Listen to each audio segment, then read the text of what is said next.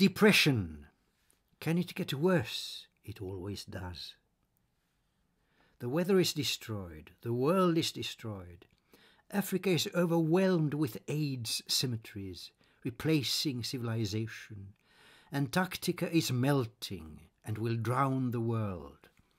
All animals are getting extinct, all because of man, and we humans are the guilty ones.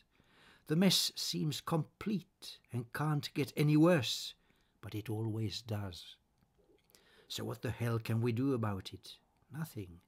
But make the best of it, in at least trying to survive.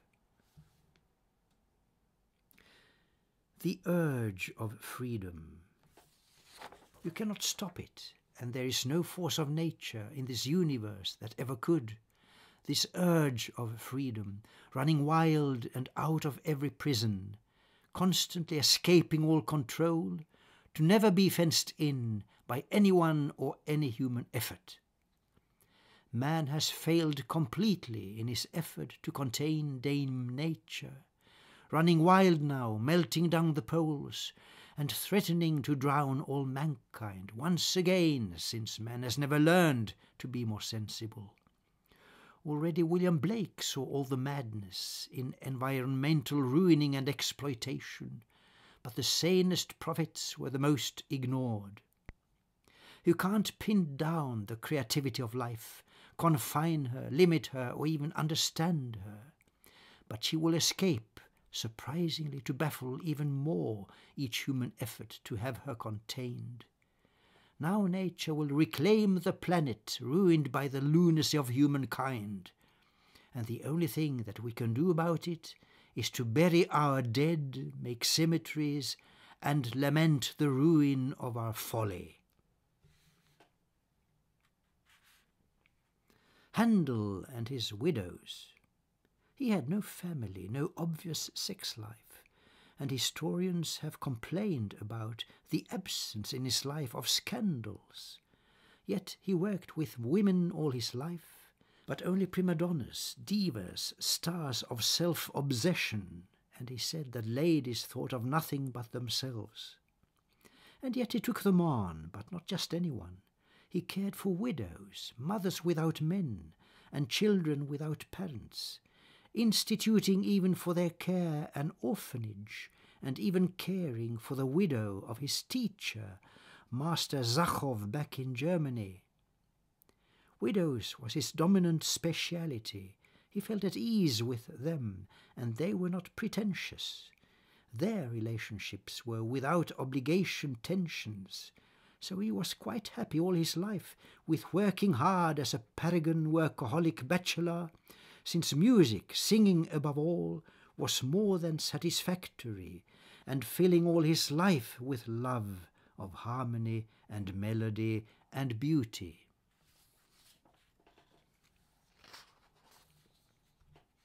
Is it possible to be a realist without becoming a cynic?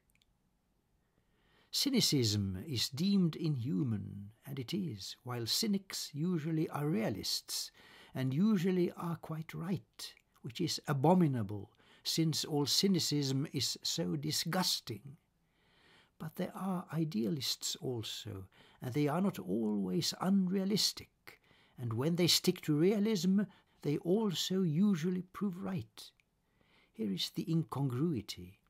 Idealism is contrary to cynicism, while they both get all their strength from the same realism. The choice is simple. Be a true idealist and realist, base your idealism on realism, and cynicism will not be necessary, but will only prove quite wrong.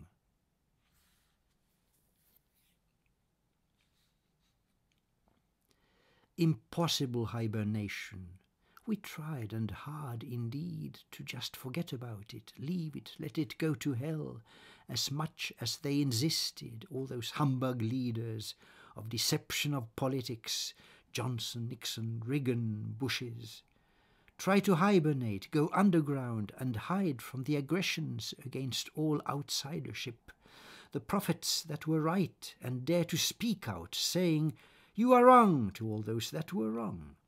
while they continued bulldozing the world and shut up all investigations of the truth, in murders like of Kennedy and Bhutto, Politkovskaya and Rainbow Warriors. But we failed. We never could stay underground. We never could keep still. We never could abandon our concern.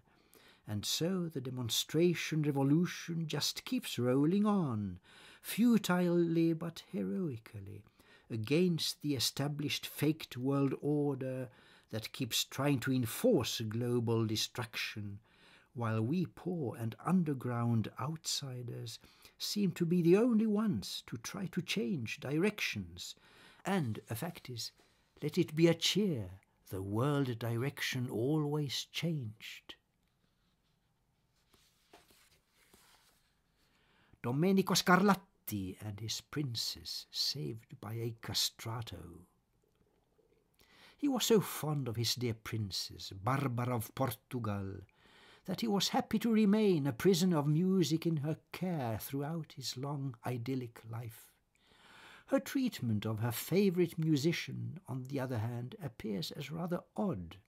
She was so fond of his sonatas, of exquisite musical delicacy, that she would keep them to herself and not allow them to be published. Thus, some 70 were only published in his lifetime, while the rest, 500 more, did not see daylight until long after his death.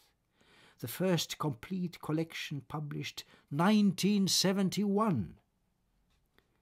The odd thing is that his best friend, the famous Farinelli, a castrato, driven into exile after Barbara's demise, took with him into Italy the one unique edition of the 555 sonatas, one example in 2 volumes, eventually one ending up in Parma, one in Venice, not united to be published finally by Brahms. But all this bother long after his death, the worries and the problems of his scattered music, all the masses, operas and other compositions being lost, was no concern of poor Domenico, who just was happy in the idylls of his queen to play for her his intimate sonatas and forget about the worthless rest of all the world. Hubris. There is no harm in it if it is only love. Wings were made to fly on, and there are no stronger winds than those of love to take you anywhere, as in the air there are no bounds, no limits to your freedom, and no end to your expansion. Love, however, is the only thing to render hubris positive, the only thing to justify it, and the more for being so unique. A compliment. Is it wrong of me to be intoxicated merely by the sight of your long hair, the length of which so obviously is just a demonstration of your love in constant growth and warmth of colour, and so generously manifested in the open? Once you called me the most sensual of all your lovers, a compliment that made me tremble, since I never knew a woman who had known men better than yourself. I quaked from bottom up, and do so still each time I see you, in the splendour of your heart's magnificence, so evident in glory only in your hair. The rest of your ability, nobility, and character is not so obvious, and will I keep secret, as the chamber of our love reserved for us. The one mistake of Joseph Haydn. It was his marriage, but it was not really his fault. His love was the younger sister, who became a nun, and then the family insisted he should marry the much older sister, who became a hag, with no interest at all in music, and he called her on his journeys, when she could not hear it, the infernal beast. And being Catholics, he never could divorce her, but had to wait until she died to get his freedom, then at 68. But that was his life's one unique mistake, and he was not without his comforts. He cared for Luigia Polzelli and her sons, and one of them might have been his. When he was free at last to marry her, he was too old, while she made him to promise not to marry anyone instead of her, which he of course agreed to in his kindness, while she went back to Italy and married someone else. His best friend was the wife of his employer's doctor, though, Marianne von Gentzinger, which, although no more than a friendship, was his life's most intimate relationship besides the one with Mozart. When they both turned in too early, Marianne and Mozart, he was never happy any more, and turned into a bitter and sarcastic miser. Still, he left a mystery behind, when in his will he died a rich man, left to various ladies various fortunes, like the unknown daughters Dillin and the daughter of Accountant Kandler, a soprano Barbara Pielhofer, and an unknown chambermaid. Who were all these good ladies to receive such fortunes from a humble but most generous musician, who discreetly never told the story how he found much better wives outside his marriage without compromising anyone?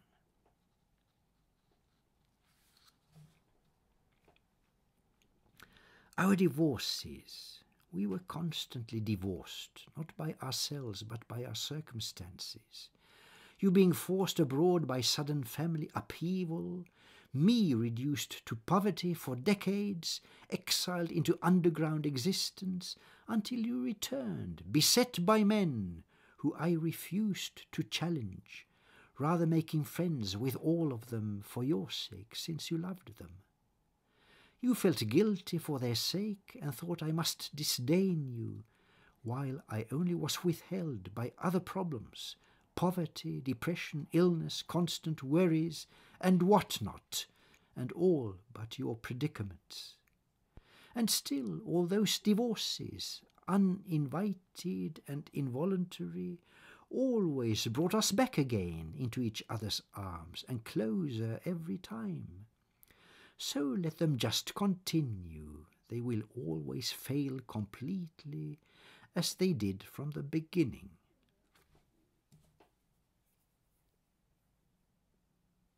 Mozart's clever wife. He was hopeless, never could keep anything in order, lost his income on the pools, and always ill since childhood, when his father drove him on too hard. He loved her elder sister, who refused him for his wantonness, and so he married little sister Constance, who would compensate her lack of beauty, which had been her sister's, with considerable skill and sensibility. When Mozart died too young and deep in debt, most of his works were in a mess, unpublished, but she undertook to organize them, married Consul Nissen, moved to Copenhagen, and in good time published all her husband's work in perfect order, making fortunes. Without her, 9/10 of all his works would surely have been lost forever. Sorrows. Can emptiness be filled with anything? It must. A vacuum sucks, and black holes are attractive. But can sorrows that are abstract fill a concrete emptiness? Let's stick to philosophic symbolism, which only can make all things possible. Indeed, can sorrows be so great so as to fill a universal emptiness, since there are no greater human feelings than the sentiments of grief and sorrow? So, indeed, can sorrow fill up anything, and even the most universal emptiness, which maybe only sorrows can fill up. Our reward. When we intermingle in each other's arms, escaping cruel persecution and invalidation of the ignorance of narrow minds, and wallow in our misery of poverty and outcast loneliness, our comfort is our joy and happiness of the illumination that we share together, totally transcending all the bustle of the mob, reducing history to but a shred of junk lost in the desert, while we keep our universal paradise for ourselves, of everlasting truth and sense and beauty, safeguarding the legacy of our patient work. The world cares not for us, so let's ignore it, and if they are curious about our love, let them work hard and suffer by themselves to reach it, as we did ourselves. Beethoven's Immortally Beloved. The problem is we don't know who she was. We only know that she was his immortally beloved, and it couldn't have been anyone. He had a number of admiring ladies, pupils, countesses and princesses, but his idea of sex was somewhat paradoxical. With women, their body has no soul and their soul has no body. So how could he reach them? By his music only, as with Leonora in his only opera, one of the most intriguing, sympathetic, charming ladies in all literature of opera and music. And there are authentic testimonies that he always was in love. So we will have to just resign. The name of his immortally beloved will discreetly be unknown forever, while the only certain thing is that he loved the more. The hippie trail, tracing the past forever. When the hippies started moving in the 60s, revolutionizing all the world with love and beauty, music and perception, it was thought to be all new, but it was only a renewal. The idea is easily traced back, and first among the hippies is considered the Norwegian Heyerdahl, who later crossed all seas on rafts to prove how ancient civilizations linked together. He wrote Fatuhiva, the true story of his hippie life, together with his wife in the South Seas, in radical refutal of all civilization, living actually like Robinson Crusoe. That was back in the 30s, but still he was not the first one. Early in the century there was a hippie colony at Monte Verita in Switzerland, close to Ascona, where brave pioneers tried out a different lifestyle, cultivating their own food and vegetables, living primitively outside civilization. One of them was the pacifist writer Erich Maria Remarque. Before that, you had the Tolstoyans in old Russia, striving for a similar free life of purity under the sun, led and inspired by the writings of Leo Tolstoy, who left his property himself in preference of poverty, but there were many similar communities long before that. They actually were always there throughout all history. Also the Freemasons started as an underground community, detached as an alternative to mundane transient disorder. The monastery movement of the Middle Ages rose from such traditions, like the sect of the Essenes, who brought forth Jesus, but Hezekiel the prophet, and in Hellas the Pythagoreans were already of that kind. And before that you had the Asian monastery movement of the Buddhists, which continues still today, and long before that, and after that, or even through the hippies, started Greenpeace, with a number of environmental organizations setting off green revolutions, and the Rainbow Movement, among others, who with global threat to our environment now see it as their task to take responsibility, to spite authority, bureaucracy, and madness of politics to save at least what can be saved of our so politically violated planet. Hippiespåret. När hippisarna rörde på sig under 60-talet och gav upphov till en ny revolution av kärlek, skönhet, fred, musik och perception, så trodde alla det var något nytt, men det var bara en förnyelse. Idén är lätt att spåra bakåt, och den första konsekvente hippin anses norrmannen Tor Heyerdahl ha varit. Senare berömd för sina resor över oceanerna med flottar för att visa hur antika civilisationer var förbundna med varandra. Han skrev Fatuhiva, boken om ett riktigt hippieliv, helt i naturen på en ö i Söderhavet, i fullständigt avståndstagande från all modernitet, i konsekvent livsföring som en Robinson med fru. Det var på 30-talet, men han var ej först. I seklets början fanns en hippiekoloni vid Monte Verita, vid schweiziska Ascona, där det deltog amanuenser ifrån hela Europa. En av dem var pacifisten Erich Maria Remarque, och även det var konsekventa i allt avståndstagande från alla den moderna civilisationens avigsidor. Före dem så hade vi gamla Ryssland, tolstojanerna, som likaledes strävade mot sundhet i naturen, inspirerade av Leo Tolstoj och hans pacifism och vegetarianism. Han övergav själv all sin egendom för fattigdom, men det fanns många liknande kommuner, kollektiv och hippiekolonier före det. Det fanns i själva verket alltid i historien. Även frimurarna började som avståndstagande och underjordisk rörelse som alternativ till världens etablerade och ständigt övergående oordning. Medeltidens klosterrörelser var samma fenomen, liksom esséerna i Palestina, som ju Jesus kom från, medan klosterrörelsen i själva verket när har stiftats av Hesekiel. Före honom hade vi pythagoreerna i Grekland, medan före dem vi redan hade den buddhistiska filosofin med dess universella klosterregel, som gav hela Asien dess civilisation, en rörelse som pågår oförändrad än idag. Och före dem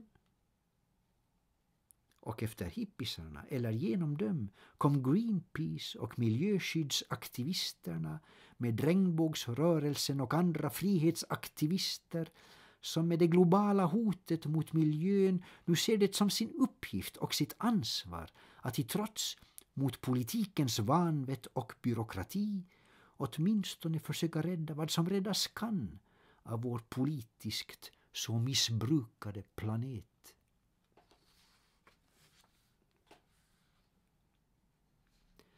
In the light of our love, I always saw you in a light of lasting quality and durability, of an idealism that would not fade, and it is shining still. You never lost the beauty of your brave ideals, and thus you went through all the hells of life, unharmed, untarnished, and untouched. We are like children still, like as we were originally, when my love first touched you in the blend of our naivety of immaturity, to never leave you outside any more the heart of our common secret.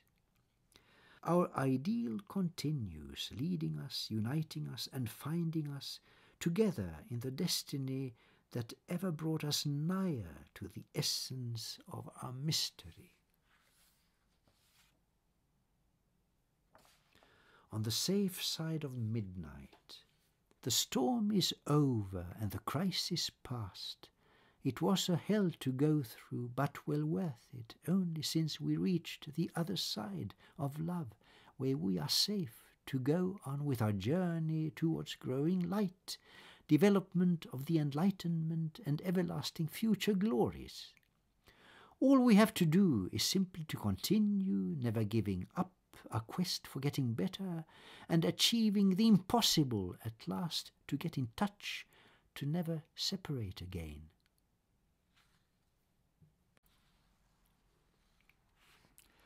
Schubert's terrible love. It wasn't his fault. His friend von Schober made him do it. They lived together, and of course there was some tension and excitement, so he took him on to have some fun. It was so innocent, so fatally, infernally and tragically innocent. The whore he took him to had syphilis, which wasn't obvious until afterwards, but then so much the more. It ruined Schubert's life, just in the middle of his greatest symphony, the so-called atmospherical unfinished one. He lost his hair and all his health, and never quite recovered.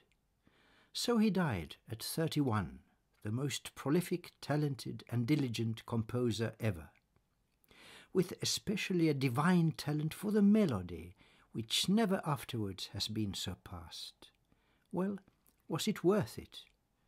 One night's love with the wrong person, and a ruined life as the inevitable consequence, but with the most remarkable and glorious output ever in the history of music, paradoxically at the same time.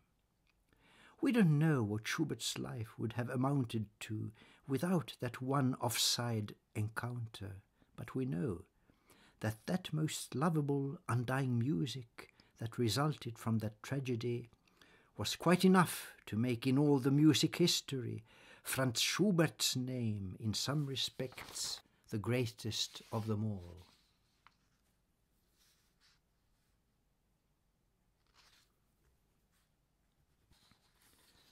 Too much love for Mendelssohn. Everybody loved him, and he was fortunate indeed, coming from a banker's family of many children and abundances of love, the most important being of his sister Fanny, who, according to himself, was even more talented than himself in musicality as a composer. That could be debated, but he certainly relied on her as his best friend and only understanding one. His wife, a mother of 5 lovely children, was not very musical and rather superficial, for all her amazing beauty. They were a most happy family indeed, though, since he was so lucky and so loved in his career. But suddenly she died, the elder sister Fanny. In the middle of a soirée she just broke down and could not be revived. A dreadful blow to all the family, and most of all to Felix. They were quite inseparable. He was comfortless and lost all faith in life, in his ability, in music, in his work, and perished in despondency, to after just a few months join his sister in her grave, just 38 years old, at the top of his career, one of the most important and successful in the history of music. He was too much loved and loved too much, and when the heart broke of his closest love, his own heart could not face the music any more, but had to join in broken parts the broken one.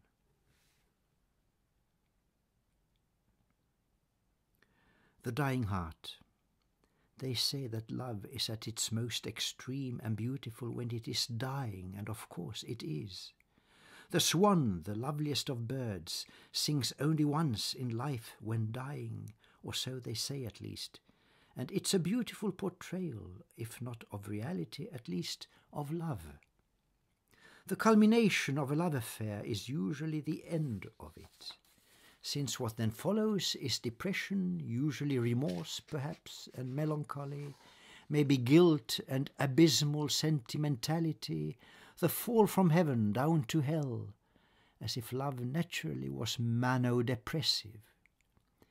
Still, the love you had, although it died, shall always live with you forever, and remain triumphant in your memory, if all that failed was just the fallibility of all reality.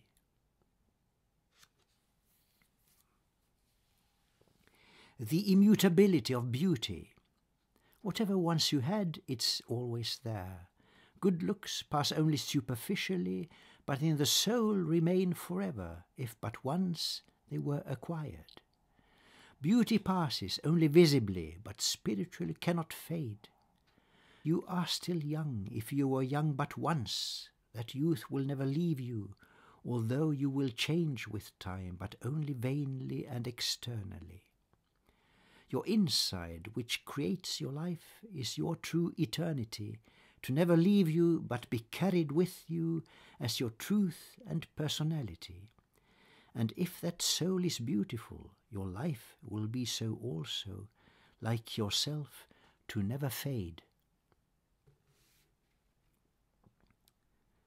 Beyond forgiveness, there is no worse ordeal, no deeper wound in love, no trial more severe, no rape that could hurt more than infidelity.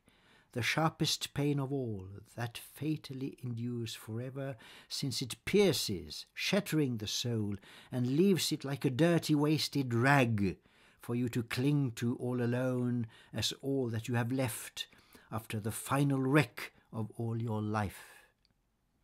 The worst part is you have to still survive it and endure the unendurable, convinced that you will never quite recover, while of all crimes, that's the one that never can be quite forgiven. Chopin's final engagement. Marie Wodzinska, Chopin's life's one engagement, survived him with 47 years until 1896. They truly loved each other, and she was his one engagement. Marie Wodzinska, beautiful and noble, but her parents would not let them have each other. They forbade her any intercourse with a musician, and she had to break up the engagement without leaving Chopin hurt and suffering. So she seemed to be unfaithful with his double, this most curious poet Slovatsky, born the same year as Chopin and dead the same year, very much like him in every way. But she could not have hurt him more. He bound up all her letters in a beautiful silk ribbon, on which he wrote, "My grief," and it remained sealed to his death.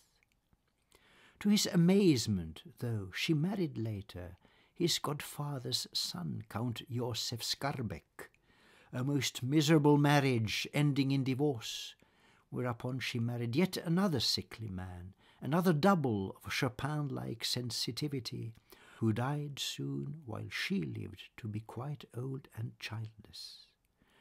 Chopin never quite got over it. His fate became to be consumed by Georges Sand, who made a sport of both collecting and devouring men, preferably celebrities like poet Alfred de Musset, whose life she ruined with Chopin's. His one love was Marie Wodzinska, who, in order not to hurt him, tried to make herself appear dishonored, and he never understood or realized her noble sacrifice, which definitely turned out to be all for love of him. At a loss for love, love is generally in a most disadvantageous situation, looking up from underdog positions most pathetically, longing for what cannot ever be accomplished, searching for the most impossible that never can be found, and losing all in hazard games of desperation. Thus I keep on looking for and searching, longing for and desperately seeking you, but without hope of ever finding any destination. Still, the very aim is good enough. The very honesty in the intention is worth all the failures, and above all, the idealism of love is always worth the hazarding and losing everything. It's the urge, the feeling, and the truth that counts, of all that beauty love contains when it is earnest in itself in pure sincerity. Den okända diktaren, om diktarens sociala ställning. Han diktar seriöst och har något att säga, är mångsidig och behärskar alla genrer, men blir bara refuserad år ut och år in, verk efter verk, decennium efter decennium, av vilket förlag som helst, och bara kör med samma intetsägande, opersonliga formler, utan kommentar, utan uppmuntran, utan erkännande, utan bekräftelse ens på att någon läst insänt manus. Vad har förlagen att vinna på att refusera en diktare konsekvent för alltid, vägrandes att ge honom den minsta chans? Oberoende av kvalitet, produktivitet, intressant innehåll och oantastligt språkbruk. Han hänvisas till byrålådans svarta självmordsmörker eller till nätet, men där får han betala för att prostituera sig. Aldrig förr i historien har diktare haft den ställningen att de nödgats betala för att komma ut. Det är unikt för vårt samhälle och vår tid. Är diktaren en kvinna är hon utan tvekan en ensamstående mor och utsätts då för skönstaxering för sin fattigdom, då taxeringsmyndigheterna inte tror på att inkomster kan vara för låga. Man kan ju inte leva under existensminimum, och framgår det att man gör det enligt deklarationen måste man ljuga. Alltså blir det skönstaxering med våldgästning av kronofogden som återkommer varje år då vederbörande inte har några tillgångar. Och diktaren fastnar i anonymitetens fattigdomsfälla och kan ej ta sig ut ur den onda cirkeln av misärens återvändsgränds ekorrhjul. Så det slutar helt logiskt med självmord. Han försvinner frivilligt då han inte var önskvärd. Han var från början utesluten från samhället, liksom Platon uteslöt Homeros från sitt akademiska idealsamhälle, där endast rumsrena akademiker fick förekomma, medan fantasin, kreativiteten och friheten uteslöts. Måste det då vara så illa? Diktaren ville inte bli negativ eller bitter. Han ville bara skriva konstruktivt och kreativt. Han ville bara berätta goda historier. Men den långsamma kvävningen i ett samhälle där kulturen var satt på undantag och tabustämplad, om den skilde sig från modet och lönsamheten, tvingade honom vart han icke ville, in i bitterhetens, isoleringens och föraktlighetens hörn, som ej var acceptabelt. Så han försvann helt frivilligt med alla sina dikter, dramer, romaner, essäer, reseskildringar, noveller, biografier, som allt deletades från nätet eftersom man inte längre kunde betala notan från sitt webbhotell. Vi kommer aldrig ens att få veta vad hon hette, då diktaren tog konsekvensen av samhällets ihjälrefusering av honom och tog med sig sin identitet bort ifrån det. Och förlagen tiger och skär ner och skyller på att böcker är för dyra, både att köpa men i synnerhet att producera, varför bara någon promille numera accepteras årligen av tusentals insända manus, varför refuseringsruljansen blir outsägligt trist och de riktiga manusen till slut alla bara hamnar i dokumentstrimlaren. Men är det inte värre än själva nazismen med deras bokbål att förstöra böcker innan de ens blivit tryckta?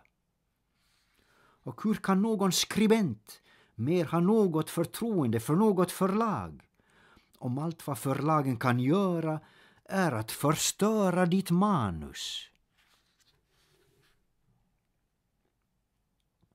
The unknown poet. He composes seriously and has something to say, masters all the genres, but is constantly refused year in and year out, work after work of whatever kind, decade after decade by any publisher, who always only uses empty formulas to turn him down, without comment, without encouragement, without acknowledgement, without any personal word or even any confirmation that his work has been read at all.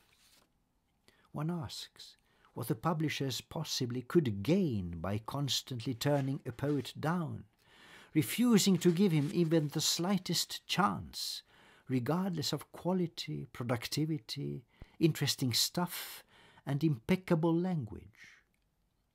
is directed to the suicidal darkness of the bottom drawer or to the web where he has to pay to prostitute himself.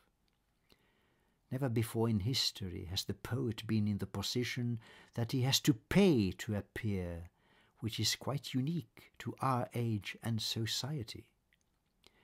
Without outcome or income, he gets caught in the poverty trap of anonymity and can't break out of the vicious circle, and is logically driven into the corner of suicide, disappearing willingly, since he was not wanted, from the beginning excluded from society, like Plato exiled Homer from his ideal society of only academic correctness, while fantasy, creativity and freedom were excluded for their disturbing license. Does it have to be so bad? The poet has no desire to become negative or bitter. He wanted just to write constructively and creatively. He only wanted to tell good stories, but the slow suffocation in a society where culture is accepted as too highbrow and stamped with a taboo for standing out from being popular and marketable, forced him down where he did not want to go, into the corner of isolation, bitterness and despicability, which was not acceptable. So he voluntarily disappeared with all his poems, plays and novels, biographies, essays and travel accounts, which all were deleted from the web, since he no longer could pay the hire for his sites. We'll never even know the name of him or her, since he acted logical to his refusal by society and took away with him his whole identity. And the publishers keep shut up and cutting down, blaming the production costs and that books are too expensive to handle, which is why they allow a minimum only, perhaps 1 out of 1,000, to get published, why the business of refusing gets nastier, and the real manuscripts finally end up in the document destroyer. But isn't this worse than even the Nazis, when they openly burnt books at bonfires, while here and nowadays books are being destroyed even before they even had the chance of ever getting published? And how can any writer evermore have any faith in any publisher when all that publishers can do for you is to destroy your manuscript? One night of love. Was it wrong of us to be so fond together, in our wallowing in perfect freedom just for one time's sake, in spite of all the circumstances that compelled us to restrictions and forbade our love? Was it wrong to shamefully freak out in ecstasy and gross delirium, leaving altogether all reality, in a voluptuous consummation of a feast of beauty, in exaggerated emphasis of brute desire? Was it wrong to just for once be happy, leaving all behind, escaping into freedom, in exhilaration of a perfect mutual egoism? I am afraid we were not very moral in our night of freedom, but in all the perfect vice of it, I am quite sure that it was better than the humdrum sordidness of all alternatives. Schumann's enigmatic tragedy. He was the greatest lover of them all, a generous enthusiast of music, editing the leading music paper of the age and helping colleagues on the way like Mendelssohn and Joachim, Chopin, Franz Liszt and Wagner, Berlioz and Brahms, his heart being the warmest and most tender, and with the finest wife at that, the lovely pianist-composer Clara Schumann, first his pupil, then the mother of his 7 children. And then suddenly a strange eclipse, a sudden downfall without cause, a terrible depression coming sneakingly when his 2 closest friends had left, Chopin and Mendelssohn, all too prematurely, leading to his tragical attempted suicide as he jumped into the river Rhine, abandoning his wife and 7 children, afterwards hospitalized by his own request, where he remained for years, attempting constant self-starvation. The mystery of his depression has never been solved. There have been written volumes on his illnesses, none satisfactory, none explaining anything. He was the greatest lover of them all, until he suddenly one day lost contact with his love and rather killed himself and starved himself to death than lived without the love of his ideal.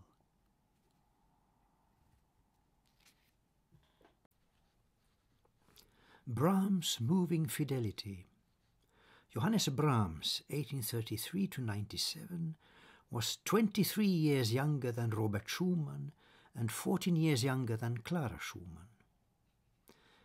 It was Schumann who discovered him and brought him out into the open to the musical attention of the world, and he was like a son to him, and soon was like one of the family, and Clara Schumann loved him. When the crisis of her husband came, Brahms was the one to help her out through the most difficult time of her life, alone with 7 children, with a constant strain as concert pianist, obliged to all alone support her 7 children, and her gratitude to Brahms was always infinite. The letters of those years of Schumann's hospitalization between Clara Schumann and Johannes Brahms were by agreement later on destroyed by them, most probably to have no word remaining that could possibly inflict on Robert Schumann's reputation. She did never leave her widowhood, and Brahms remained a bachelor throughout his life, in constant loyalty to her. And when she died, an honoured lady and a musician, greatest and most serious of all pianists at the time, 40 years after her husband, her most loyal friend, Johannes Brahms, died only 6 months afterwards, although he was so much younger. He had indeed tried to engage himself with other women, even on her own recommendation, but found never anyone like her, the wife of his best friend and mentor, who became in fact his only friend for life. The inevitable indispensability of love. You never are yourself enough. It is inevitable that if you are left all by yourself, you must explode, since no one can contain himself indefinitely without love. You have to be at least 2 persons to make love, and without making love you can't make life, so life cannot exist. So there you are. Make love or die.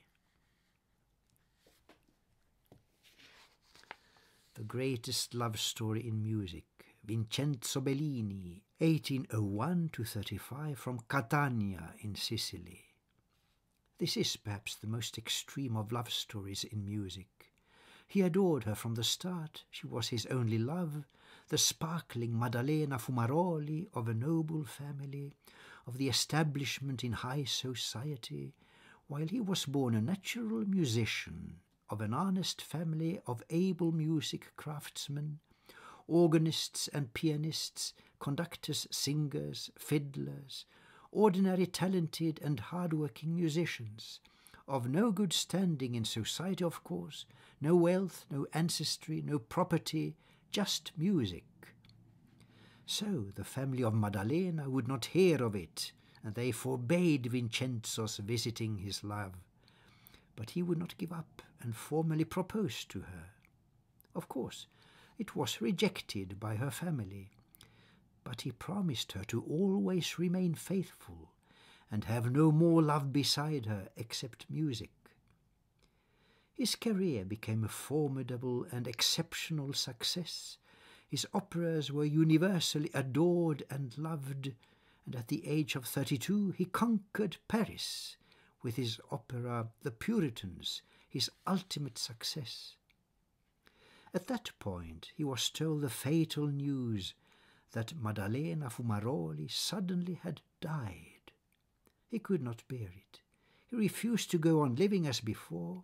He retreated into isolation, would not eat, would not see a doctor, and when finally a doctor had access to him, it was too late, and he died on exactly the same day as his beloved Maddalena, 1 year after her. He was not ill. The doctors could not understand his death, while every poet, artist and musician knew the truth. He died of love. One of his best friends was Chopin, who understood him best, perhaps, and on his dying bed would only listen to the music of Bellini, and his last wish was to share the grave of Vincenzo Bellini.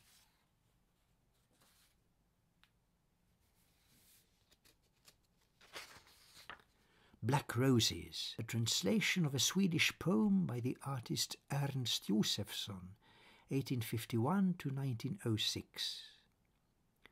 Why are you so melancholy, you that always were so happy? I cannot be merry any more, for sorrow has brought me black roses.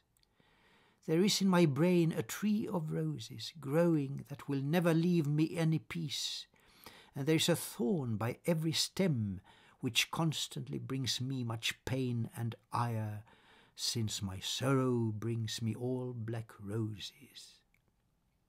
But there is a treasure out of roses, white as death and red as blood, that keeps on growing into me, so that I certainly will perish, since they keep on fretting at my heart to fill it up and overwhelm it with a plague of sorrows of black roses.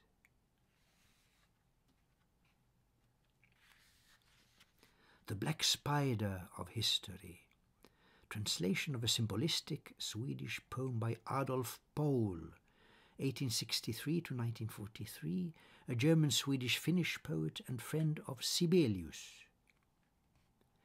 Beyond the forest, where life is so green and the sun shines so brightly, a spider sits snugly so black and so huge in the grass, watching out for its prey. He catches the sunlight and weaves of its rays a web of invisible darkness, so strong and so light, to be able to catch any soul coming by, to torment it and quiz it to death. And the sun fades and light is defeated, to go out and vanish, engulfed in the night, people wandering randomly, going astray, searching vainly, pathetically for their souls, which they lost on the way. But they still keep on going, believing that night is as light as the day, and get frightened when dawn is returning, and hide to protect their delusions and dreams of the freedom they lost and believe they have found in their escapist substitute make-believes.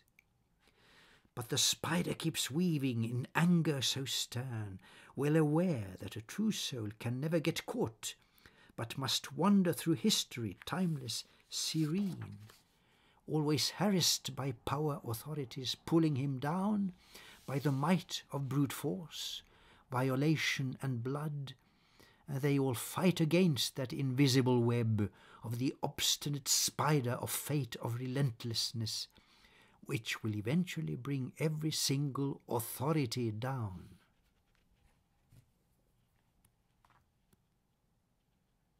Complaints. All that's wrong with you is that you are too beautiful, so everyone must love you, and too much. And all that's wrong with our relationship is that we do not meet enough, but have to starve between our meetings, since all time that we are not together is a wasted time of thirst and hunger, and what's worse, of dying desolation, of desertion. All that's wrong with our lives is that we do not live together, but are kept apart as punishment for nothing. All that we can do about it is to have these unacceptable conditions rectified, which they inevitably must be, since they couldn't get much worse. So there we are back where we started, at the task of making something good out of a most impossible situation. Was it a dream? Translation of a poem by the Finnish poet Josef Julius Wexell, Swedish, 1838 to 1907, who far too early lost himself in schizophrenia, 1862, with the production of his only play, the dramatic masterpiece Daniel Hjort. Was it just a dream that I was once your heart's beloved? I remember it most like a silenced song, the string of which is trembling still. I remember that you offered me a briar rose of shy and tender aspect, and a glistening silver tear of a farewell, and was it all a dream? A dream like the short life of an anemone, of the green Springfield of a moment, hastily to sparkle, just to wither, and immediately to be replaced and disappear in vulgar crowds of others. But methinks I oftentimes at night hear one voice crying bitterly in floods of never-ending tears, and that's the memory to hide and keep in safety deep within your breast, for that one was your finest dream.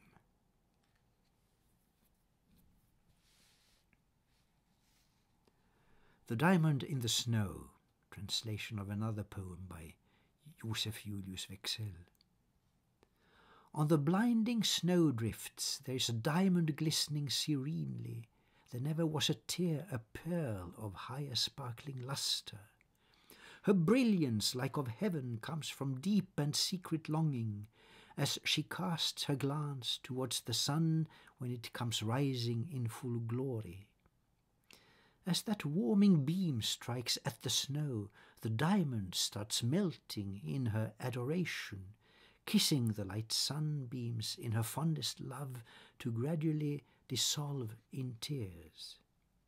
O gracious fate to love the highest beauty life can offer, and to sparkle in the blinding glory of the sun, to die in the fulfillment of her loveliest moment.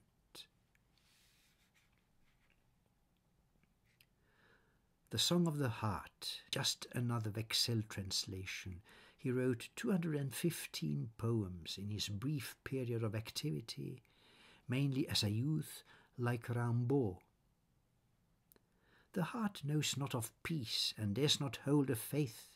It only beats in constant worry, and whoever understood its sighs. Bright eyes of blue, why must you sparkle so? And heavenly charming smile, why must you outshine heaven?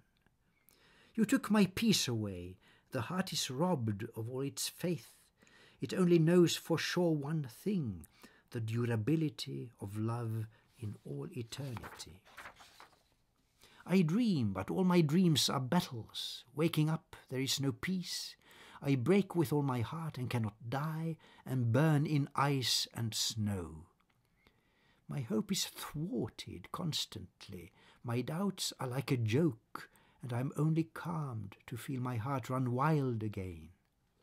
And standing by my grave and falling down, I would still burn and fight with sword and helmet against all the world for you. And if I were the god of all the stars, I would still have you as my bride. And if I only were a beggar, I would beg from no one else but you. The Drop of Spring, the last of my Wexell translations for the time being. In the spring of dawn, by happy warblings of the larks, there was a resting on a cloud, a tear brought out in shyness, bathing in the sunlight. There was triumphant universal joy, which brought the tear some inspiration, filling him with coy desire and the courage to express a wish. Give also me some life, so that I may dare try to live. An angel's hand observed the prayer, touched the cloud, and let the tear out, falling down to earth, where for a while it mirrored the divine world full of wonders, heavens full of sparkling gold, and earth all emerald of growth and greenth. And so fell down and ended up into the sea, where it was safely hidden. No one asked you for your name, and no one saw you here.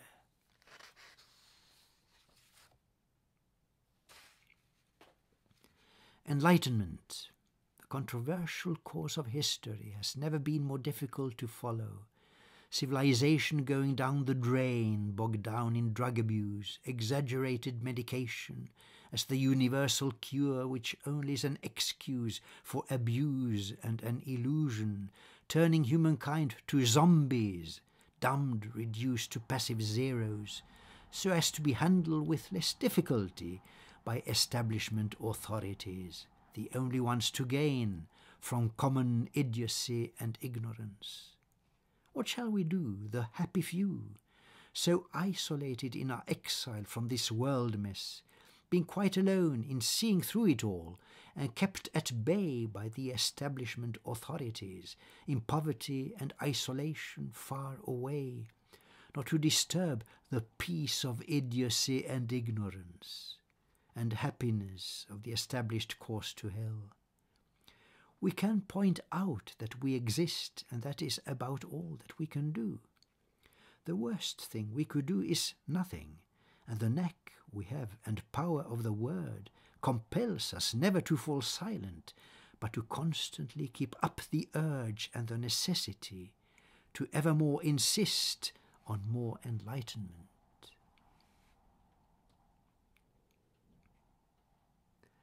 Old love never rusts. Old love never rusts and never changes, but grows with the years, not only in maturity, but most of all in durability, so that it almost seems quite natural that it not only must remain for always, but is also just another chapter of the past, as if it never really had any beginning, or, if it had, it was long since forgotten, far away in the eternity of timeless past, which means that love at present is but a parenthesis, an interlude, the tiniest link of an interminable chain just linking two eternities together, one of the past and another of the future. Naturally, we tend to emphasize the present, dramatize it and exaggerate it, and there is no harm done, for as long as we keep in perspective and keep well in view the past eternal and connected to the everlasting future. The tutor's advice from a play. Take good care of these your priceless younger years, and be aware that there is no more positive insurance of a good and honourable life than careful education. History consists of knowledge, knowledge is but wisdom, wisdom is the end result and aim of every kind of education, and that's why all history is the consummate knowledge, being simply human realistic facts in perfect concentration and in limitless abundance.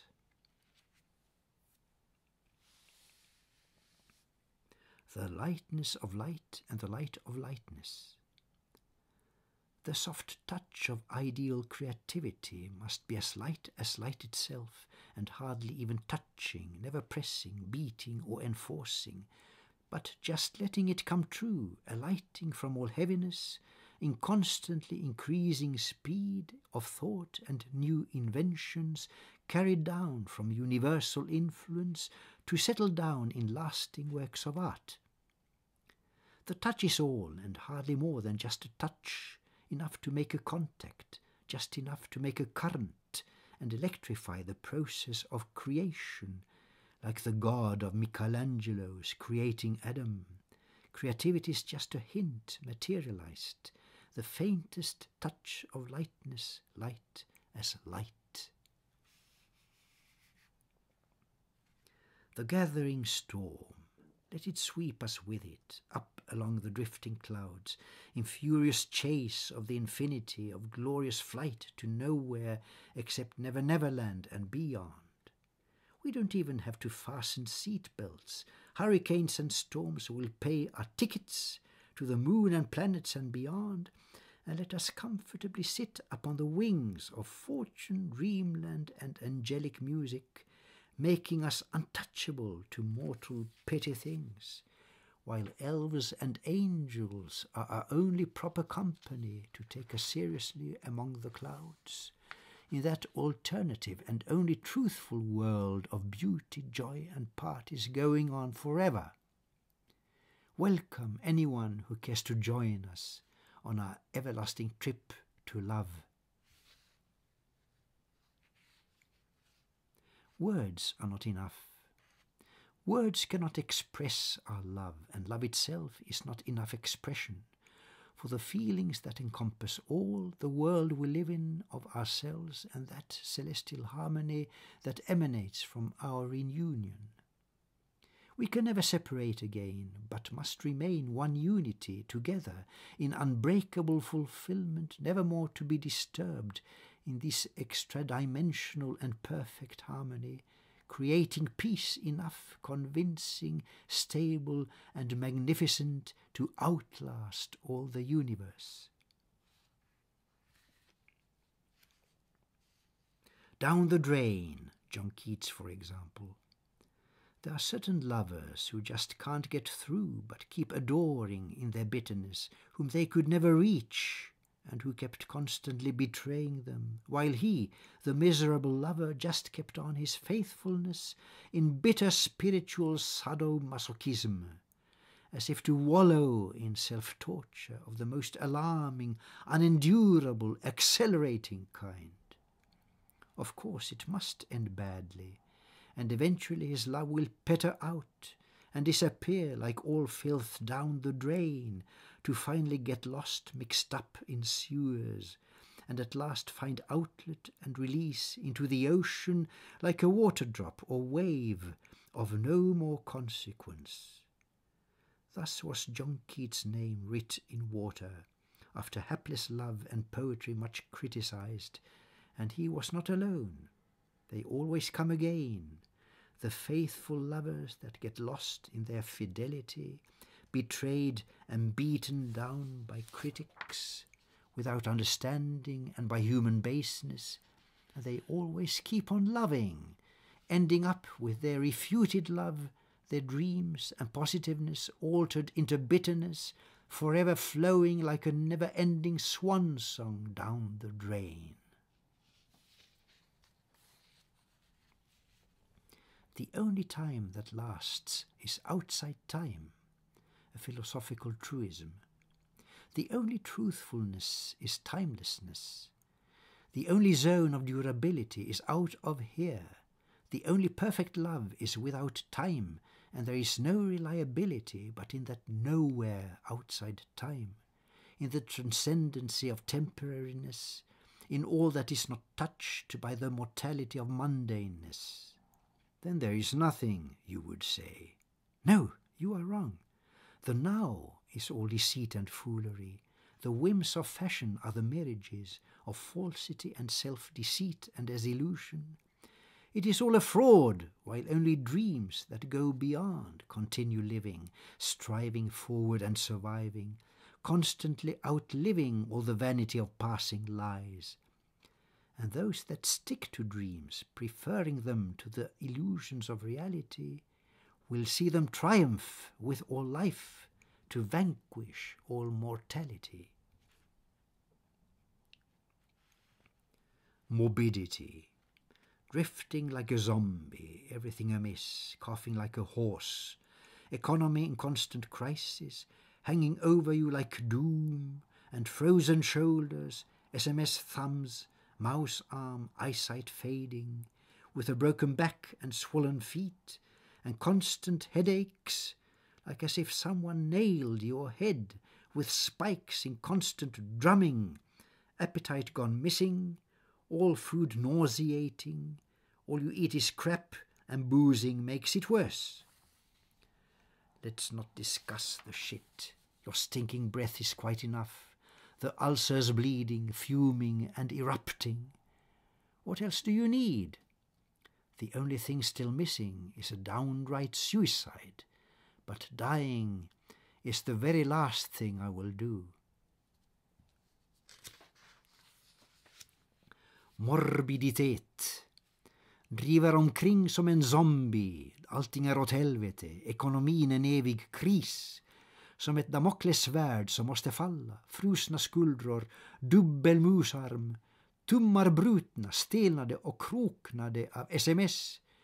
Med synen ständigt mera dimmig, kroniskt ryggskott, svullna fötter, en migrän som aldrig tröttnar, som om någon ständigt slog in spikar i ditt huvud i ett evigt hamrande, aptiten väck för länge sedan, då all mat smakar äckligt, medan superiet bara gör det värre. Låt oss inte diskutera skiten. Munnens stank är alldeles tillräckligt genom magsårs blödande och ångande gifteruptioner. Vad kan du då mer begära? Allt som fattas är ett regelmässigt självmord, men att dö blir dock det sista som jag gör. The exile. You are lucky to be constantly refused, not having to take part in the establishment, the mob that's only good for beating down each talent that is something extra, sticking out as something not quite ordinary. Better then to be completely powerless and innocent and pure without a name, or have a name but only writ in water, known but to the ocean of eternity as only one of all the passing water drops, where all things temporal, established and mundane are bound to disappear with all things base and vulgar, written just for greed or vanity, of even less use than some toilet paper. You are only here to vanish anyway. You might as well be exiled then from the beginning, lost and disappeared, forgotten and ignored, and be content with the eternal natural outsidership of nothing more than just a drop of water in the ocean. Exilpoet. Var lycklig du som blott blir refuserad och som slipper bli en del av etablissemanget, denna maffia över strecket som är bara till för att slå ner en var som vågar vara något extra. Bättre då att vara oskyldig och ren och utan makt och ha sitt namn förträngt och skrivet blott i vatten, okänt utom blott för evighetens hav, där allt förgängligt, etablerat, grymt och temporärt försvinner med allt ytligt, småaktigt, vulgärt och billigt skräp som skrivs för pengar, äregirighet och fåfänga, alltså med ens är värt den lilla nytta som man ändå får ut av ett WC-papper. Man ska ju ändå försvinna, lika gott att från början vara helt förlorad, uppgiven, försvunnen, glömd och refuserad till förbannelse och nöja sig med den naturliga och eviga exilen som är mer än blott en flyktig vattendroppe i ett hav.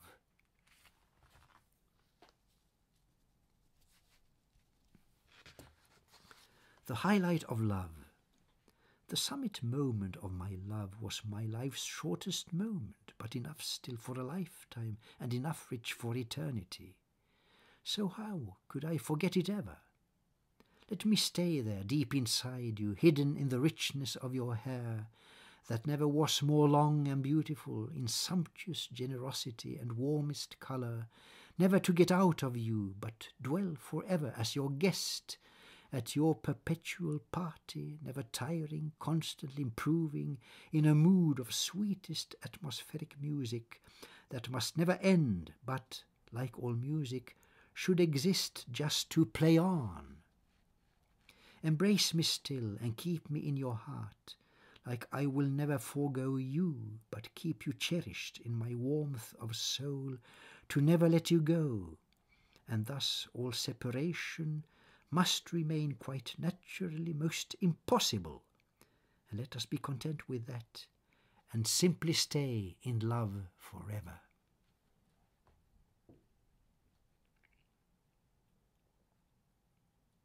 The bleakness of the lost identity, the problem of being ashamed of the human race.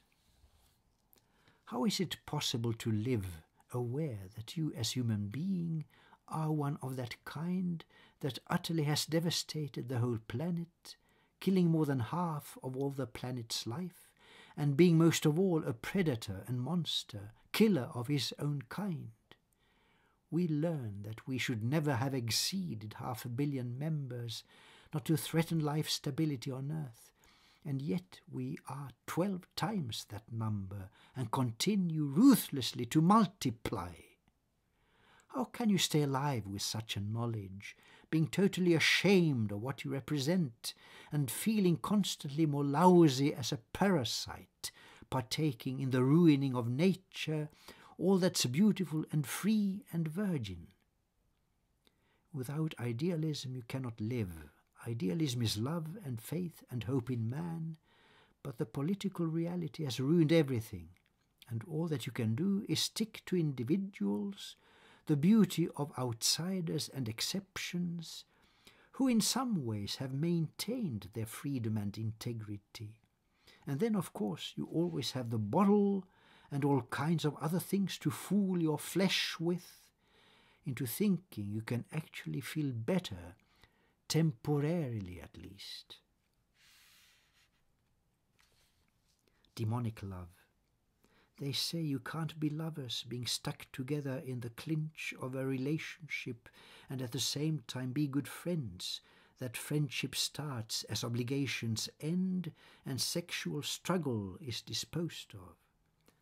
I disbelieve it. Friendship makes the sexual relationship endure, while it cannot endure without friendship. That's the basis on which all relationships are built, and they should all be lasting, whether sexual or not. Let tempests hammer down your life to pieces. Let the storms rage on with all the tragedies. Let virtue suffer, and let tears gush forth in overwhelming rivers of adversities. But if your love is based on friendship, it will last and outlast all defeats and trials, and there is no love at all without it, since there is no friendship without love. Age. The more maturity advances, the less matters age, and years grow insignificant as timelessness takes over, and your youth becomes perpetual in mind as childish sensitivity grows more acute, and you feel as if you had been alive forever and can't stop living for that reason, constantly renewing all your love as those you love increase in number with your social life's perpetual expansion. What has age to do with that? Nothing at all. So just forget your age and keep on living, and above all, keep on loving, and you will stay alive for ages still and outlive your own age. Never look back. You learn from your experience, but what you learn should only serve your future. Therefore, to look back and linger there will only hold you back and slow you down. There is no greater harm, for instance, to a work of art than overworking it, to go on working on it when it's finished, which will just detract from its completeness. Memories of old are good to dwell on, but they never can replace the present moment in its crucially decisive shaping of the future. When an old man proves his dotage going gaga, he will only have his memories to live on, but they cannot help him if he fails in living now and going on creating life and future. There is no excuse for letting go or stepping down. Life will not stop for your sake if you want to stop it.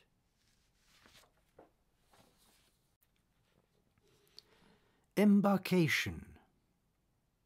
Another journey, another difficult departure, another temporary brief divorce that risks as ever to amount insufferably to a torturous infinity of abstinence, and yet the contact is more live than ever, and continues in its growth the more for being challenged and subjected to a trial. Feelings growing into storms for being subject to adversity. And yet the moment always comes when we once more must meet, unite and join in perfect love, that seems for its impossibility the more to always win in possibility, to be an everlasting thing that simply must continue constantly to grow forever. Promise. The rotten smell of death and putridness, in my dejected state of loneliness, in the outrageousness of your departure, leaving me a victim in the clutches of nightmarish harpies, brings me to the bottom and the end of my existence, lost and lonely in the sea of barbarous vulgarity.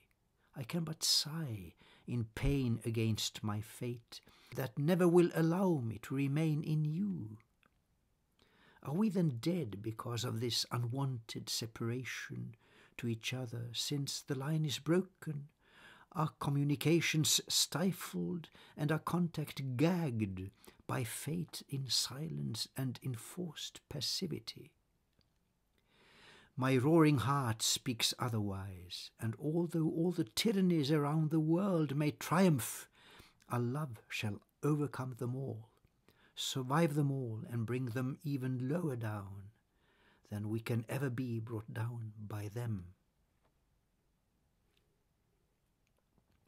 Manifestation. My thoughts turn into you as you are manifested in my dreams, in longing tenderest affection, raising our love in marvellous presence from the ghosts of ruins of the past to approaching imminent reunion, plunging us into a new life of which we know nothing. Maybe it is better that way, guiding carefully each other through the abysses of blindness, without knowing where we go. All we do know is we have each other, which should be enough for guidance into any distant, unknown future. You'll never cry alone. When in the darkness of the night you cry outrageously for all your losses, all alone in desperate dejection, while I roam around the world completely unaware of your friend's death, how can I even guess at the extent of the disaster you are falling through to misery of bottomless infinity? And yet your tears are but one wave from out the ocean of the sorrows of humanity, and your friend's death is just another new beginning for a new and even better life. There is no end to the beginnings, since there are no ends without beginnings. And there is no death, but only life's transition from one state into another, like a common bird's migration, no less natural and obvious. Cry, lament, and wail by all means. Tears can only do you good, and nothing is more needed by the earth than water. But be certain of the fact that no matter how much you cry, you'll never cry alone. And all your tears have company forever in the bitterness of all the oceans of the world that all consist of only human tears. Looking down, how could I else than care for you, since the responsibility of love is never to desert the loved one, but to care and tender infinitely, or at least as long as you are able to. No matter what the snake pits of your past may offer, I will certainly indulge in them to help you out of any mess that stands between us and our love. If there is anything that I was not afraid of, it was the worst and the most challenging of dangers, our own enemies within, the abyss of the unknown, which is ever there and lurking, waiting to engulf us and commit us to perdition, which temerity you ever must remain aware of, so as never to be taken by surprise by anything less pure and beautiful than the perpetual phenomenon of love.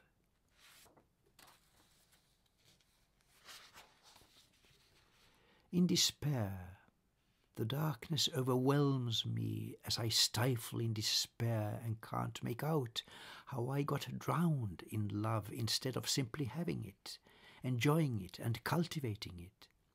But it must inevitably grow into a stormy ocean, thundering and roaring universally and drowning everything in its tempestuous emotions that will carry everything away and most of all yourself and all you have, while only one thing will be saved. Love purifies the more it is enjoyed, and through all trials and upheavals you will have your soul still floating, flying universally in triumph after all. Love is not enough. Only love is not enough in a relationship to make it work. You need so much else, like trust and mutual understanding, depth of feelings, and, the most important, the community of souls that stick together in fidelity of mind to always have each other in their minds. You also need the possibility to be alone for meditation, concentration, freedom, work, and clarity of mind, but all this is self-evident. If all this works insured with depth of trust, then love is here to stay, and you don't even have to bother to express it. It will keep on going and expanding by itself, and all you have to do is just to follow and maintain it properly by not forgetting it. Bara kärlek är inte tillräckligt. Bara kärlek räcker inte i en relation för att den ska fungera.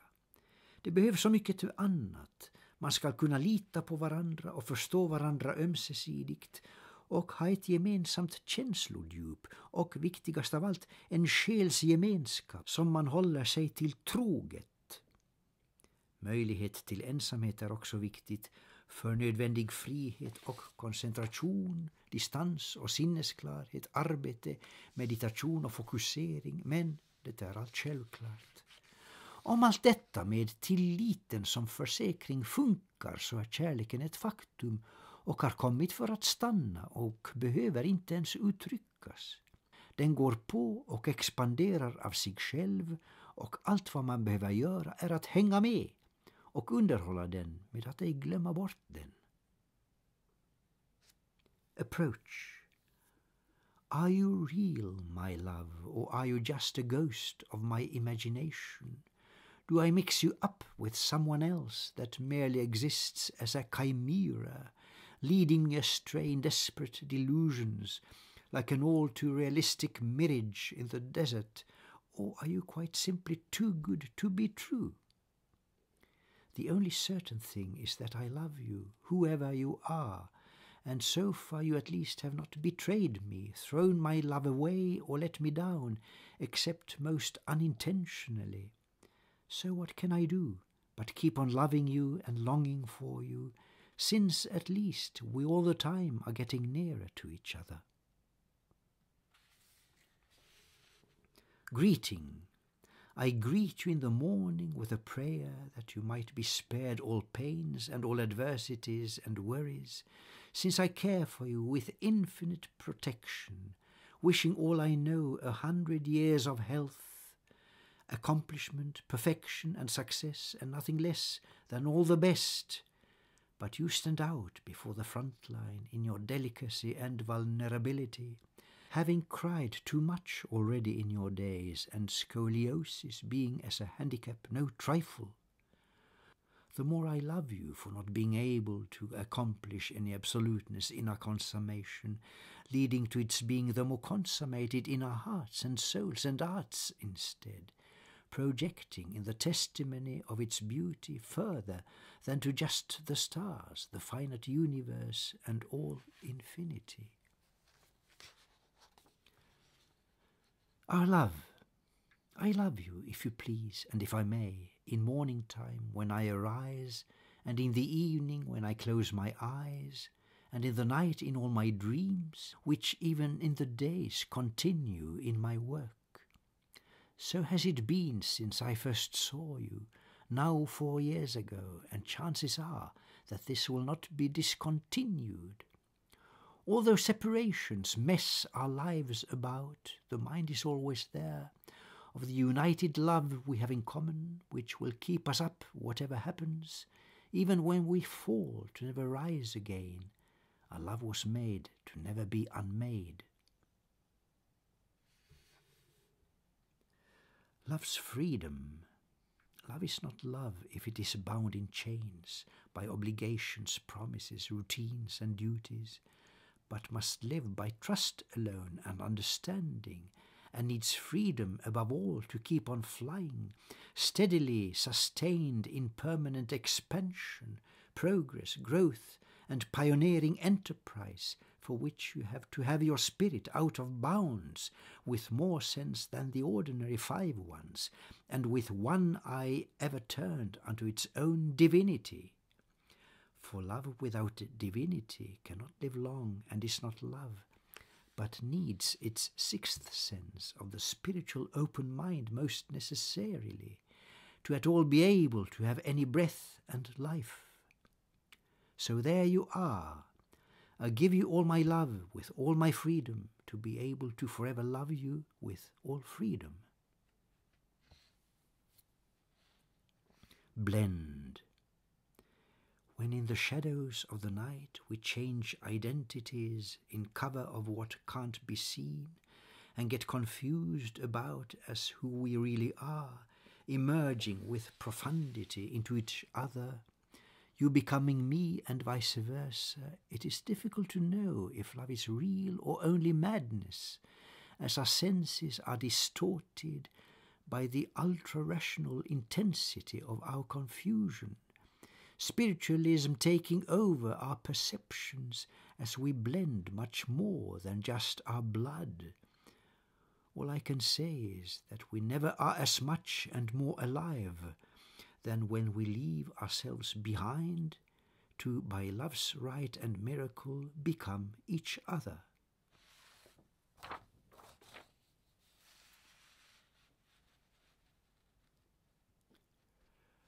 The dilemma. Just an explanation. I'm not the victim of my workaholism. I'm merely the prisoner of my poverty.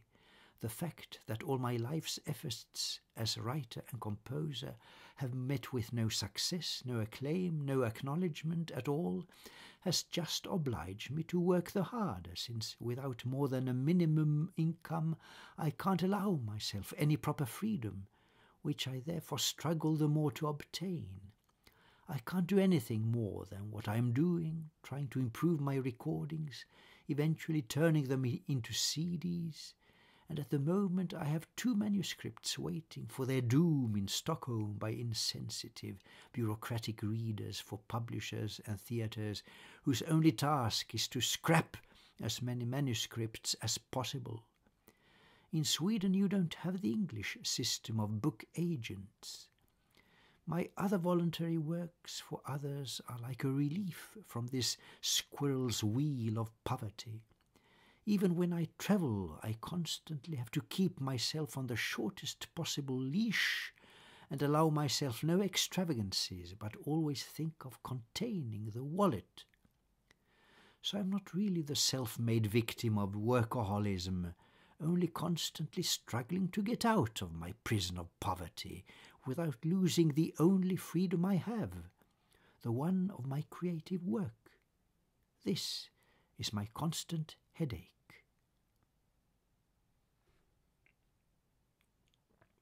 Holy madness, sweet folly of wisdom, the experience of your hardship is more valuable as education than whatever merits of material life, certificates, awards and medals, counting nothing in comparison with the humility of personal disaster, since most people have to learn the hard way by surviving suicides and nervous breakdowns to be kind and human, all that matters. Indians of America regarded lunacy as sacred, with respect and veneration, as if idiocy was actually a higher state of being than the normal one, and they were right, since epilepsy too, the actual idiocy, was termed the holy sickness by those sages who knew better than ourselves in this dehumanized, denaturalized, decadent, perverted age, how to take care of life and nature in ancient times of naturalness, harmony, and order, guided more by druids, common sense, and knowledge, than by politicians led by greed, ambition, and incompetence. Better then to be an idiot and know better how to live in humble circumstances than to make a universal mess of life.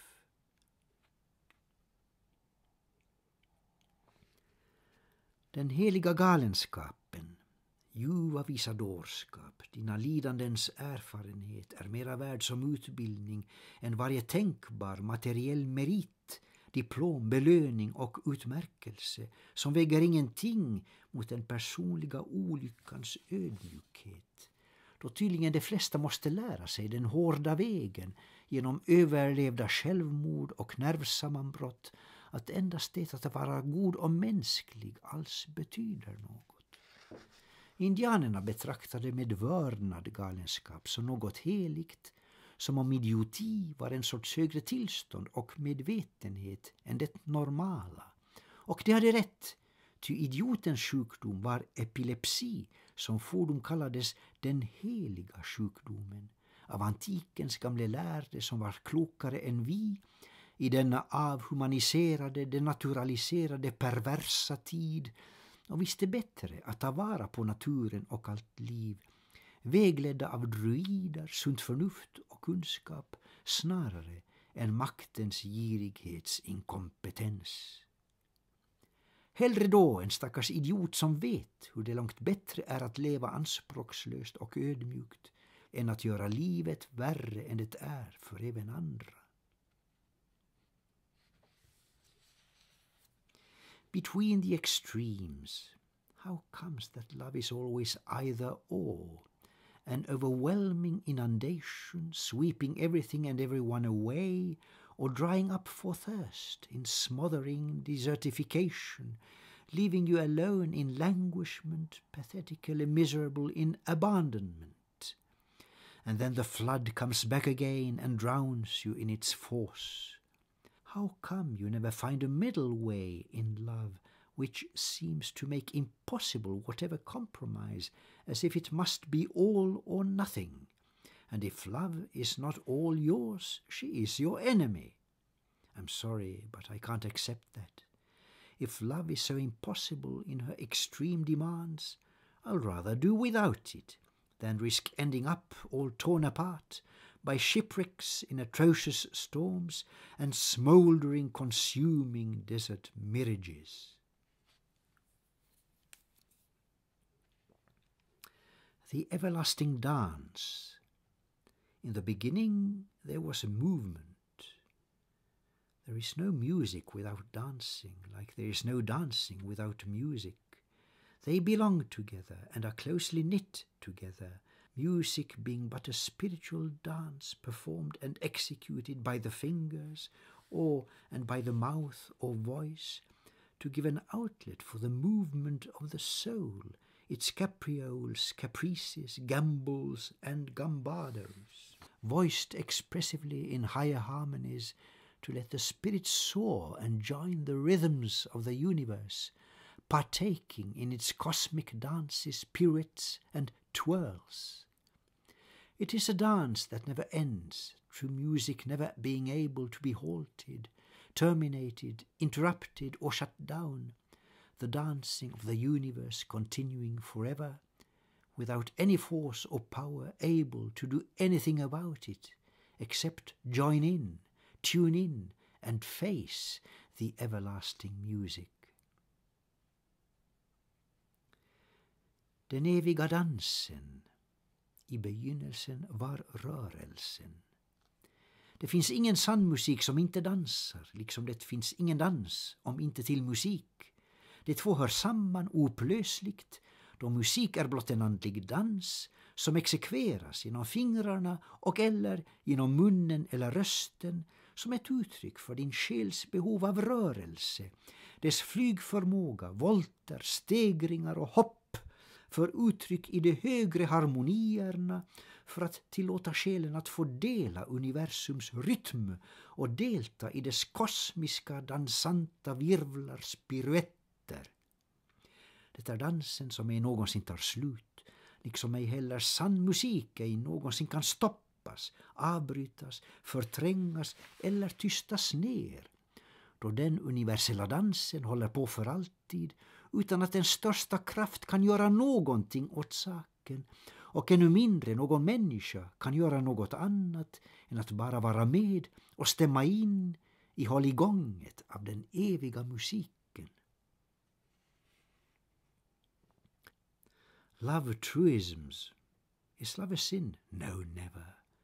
The only sin of love is not to share it, but to keep it to yourself, containing it under a bushel and not let it forth to light and to expand, for that's the only way for love to live, by growth, by sharing and expansion. If I love, the worst thing I can do is not to let the loved one know it, and the only love that could be called unlucky ever was the love that never was made known. The force of love is exteriorization and expansion by multiplication, and there never was a force or power that could ever check it or contain it, if it was just natural and true.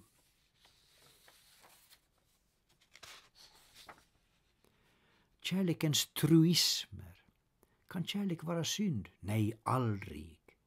Det enda som kan vara synd med kärlek är att inte dela den, men att behålla den och ha den för sig själv och gömma den inunder skäppan och släppa ut den med dess ljus och expansion.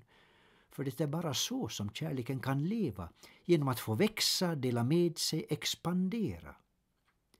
Om jag älskar är det värsta jag kan göra att ej låta den jag älskar veta det, och endast sådan kärlek är olycklig någonsin, som aldrig nådde fram, blev meddelad och känd. Kärlekens kraft är projektering utåt, expansion genom multiplikation, och det fanns aldrig någon makt och kraft som kunde stå emot den, hindra den och stämma den, om den blott var naturlig, sann och äkta. To a dear departed friend, my friend, remain, for thou art so lovely. Your visits in my dreams are the most welcome calls of all, ensuring me that you are still alive, and not just well, but in the best of health, and even better than when you were here. You live in paradise, which you ensure me of, with all your generosity, now breaking greater records and inviting me to join you on your journeys. I will always join you, follow you, and keep you on the track, updated and turned on as usual, in a love which this year has its 50th anniversary, and still unchanged since we were kids. The strangest thing with your last visit was the phenomenon that it was natural, that there was no consideration even of your being dead, while you bewailed your brother, keeping him in sanctuary in your special chapel, even in his coffin at your central place, while he is still alive among us, with his family and house and car, while you made it so clear that he was to be pitied and deplored, not you, the greatest shocking loss I ever had.